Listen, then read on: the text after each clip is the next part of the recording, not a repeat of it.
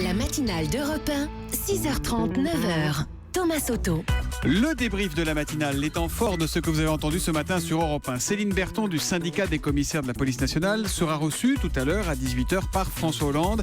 Et voici ce qu'elle compte bien dire au chef de l'État. Écoutez, elle était avec nous à 7h45.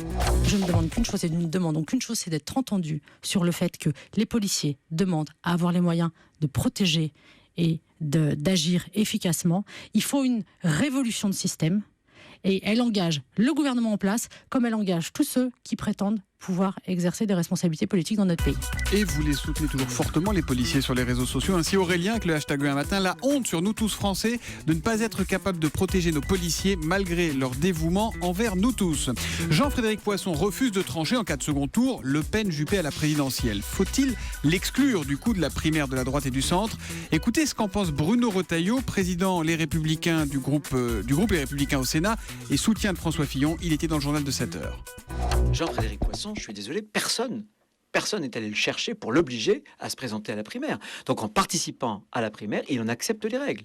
En plus, on le voit au débat, il dit oui, je respecterai ce verdict parce que c'est la règle. S'il s'avérait qu'il endosse cette idée de ne pas respecter les règles de la primaire, bien sûr qu'il devrait y avoir une procédure, il s'auto-exclurait seul.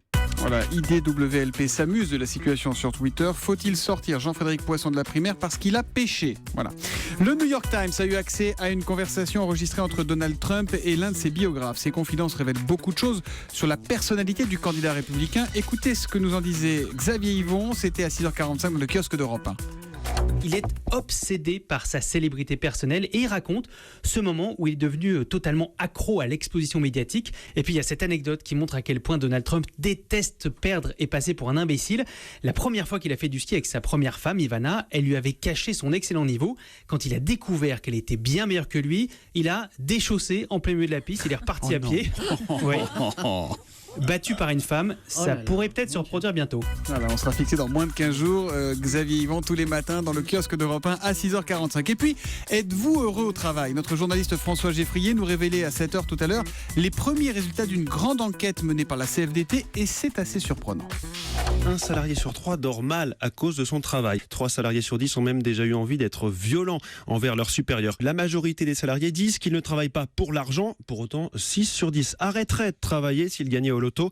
Pour 86% des personnes qui ont répondu, il suffit d'avoir un collègue pénible pour que le travail devienne invivable.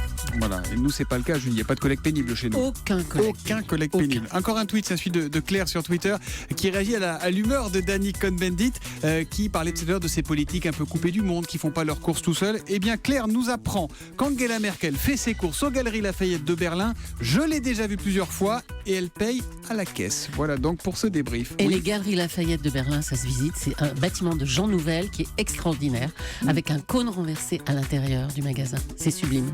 Voilà donc Julie Voilà. et Angela Merkel qui font leurs courses ensemble aux Galeries Lafayette de Berlin. Merci Julie.